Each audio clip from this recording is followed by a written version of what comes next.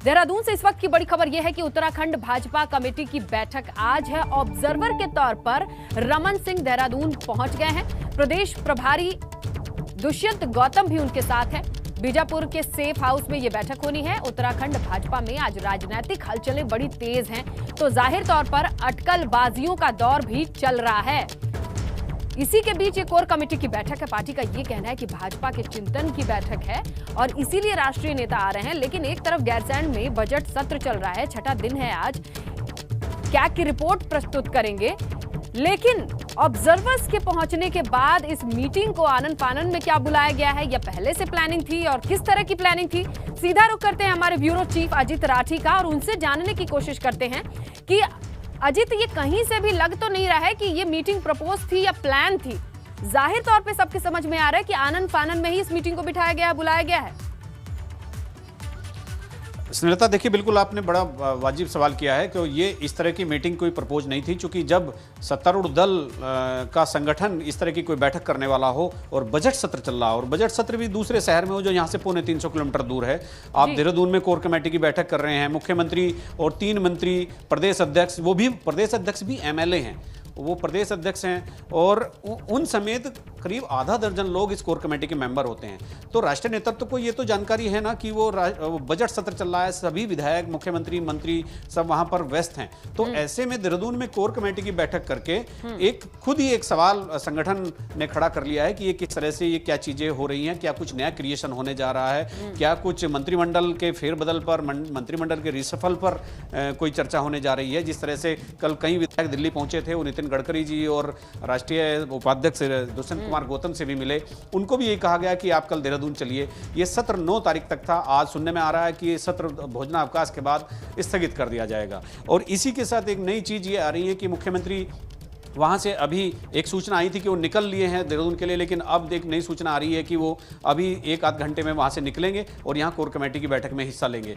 तो ये जिस तरह की एक परिस्थिति उत्पन्न आज यहाँ हो गई है, मतलब हम भाजपा तो दावा कर रही है, भाजपा के नेता दावा कर रहे हैं, सब चीज़ें सामान्य हैं, लेकिन एक सवाल का जवाब किसी के पास नहीं है कि बजट सत्र को डिस्टर्ब करके कोर कमेटी की बैठक, ऐसी कौन सा आपातकाल लग गया है कि ऐसी कौन इमरजेंसी आ गई है कि आपने डिस्टर्ब? 2 विधायक के दिल्ली होने की भी तो खबर मिल रही है, पुष्कर धामी और तीश्वर चंद। ये क्या कर रहे हैं, इसकी कुछ जानकारी है क्या? जी, पुष्कर सिंह धामी खटीमा से विधायक हैं और प्रदेश उपाध्यक्ष भी हैं, और जो यतीश्वरानंद है, स्वामी यतीश्वरानंद, वो हरिद्वार ग्रामीण से विधायक हैं। इनके साथ 3-4 विधायक और हैं, वो कल दिल्ली गए थे। वो नितिन गडकरी से मिले और दुष्यंत कुमार गौतम से मिले, लेकिन उनको रात ही रवाना कर दिया गया कि आप देहरादून पहुंचिए, वहां पर एक मीटिंग होनी है। अच्छा। तो ये जो चारों तरफ से एक अजीब तरह के एक समीकरण बन और बिगड़ रहे हैं, और ये केवल चर्चाओं पर चल रहा है। क्योंकि जैसा मैंने पहले बताया कि जब यहाँ पिछले दिनों कई महीने पहले राष्ट्रीय अध्यक्ष JP नड्डा जी का एक देशाटन जो शुरू होने वाला था, देश भ्रमण जो शुरू होने वाला था, वो यहाँ से शुरू हुआ। उन्होंने 4 दिन उत्तराखंड में लगाए, छोटे राज्य को 4 दिन दिए। तो तब भी एक ये क्रिएशन हो रहा था कि राष्ट्रीय अध्यक्ष भारतीय जनता पार्टी के उत्तराखंड जैसे छोटे राज्य को 4 दिन दे रहे हैं। तो वो यहाँ अलग अलग करके मंत्रियों से मिले, विधायकों से मिले।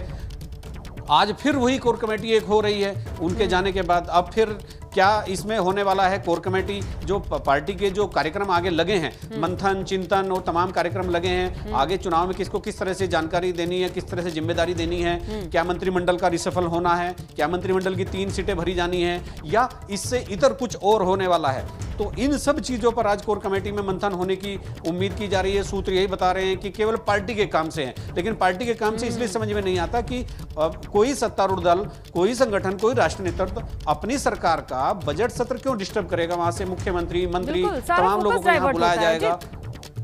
जी जी अजित, ये बताइए, एक सामान्य सी भाषा में कहते हैं कि धुआं उठ रहा है तो आग ना सही चिंगारी तो होगी।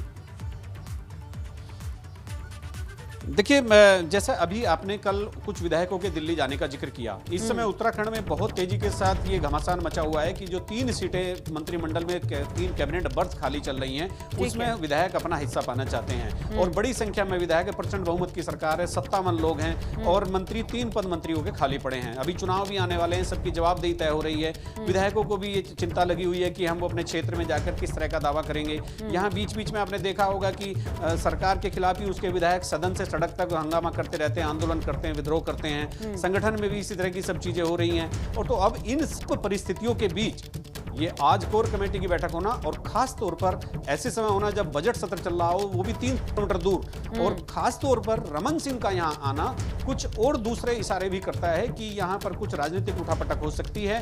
3 नए चेहरों को लिया जा सकता है मंत्रिमंडल में, या कुछ को बाहर करके कुछ और नए फ्रेश चेहरों को लिया जा सकता है, या इससे भी आगे जाकर कुछ और भी निर्णय हो सकते हैं। क्या हो सकता है ये शाम तक ही कुछ क्लियर होगा, या ये बैठक बिल्कुल सामान्य हो जाएगी। सामान्य होने का लगता तो नहीं है, क्योंकि मैंने जैसे मैं अभी फिर तीसरी बार जिक्र कर रहा हूं, फिर मैं दूसरी बार जिक्र कर रहा हूं सुलेखा, कि यहां से 350 किलोमीटर गैरसैंण है, 250 पौने 300 किलोमीटर, और वहां बजट सत्र चल रहा है, वहां से अचानक देहरादून सबको बुलाया जाना, ये मतलब सबको हैरत में डाल रहा है। ये जो सवाल खड़े हो रहे हैं ये पार्टी की लीडरशिप के फैसलों से ही हो रहे हैं कि अचानक ऐसी क्या जरूरत पड़ गई है, ऐसा कौन सा आपातकाल लग गया है कि आज बजट से लोगों को यहां पर बुलाया जा रहा है। जी बिल्कुल, और विपक्ष के पास भी तो इस पूरे मौके के ऊपर दूर से देखने का एक नजरिया मिल गया होगा, एक मौका मिल गया होगा कि ये चीजें जो चल रही हैं वो भी क्या इसे देखती ही होंगी और इसे कुछ मुद्दा बना सकती हैं आपस में ही।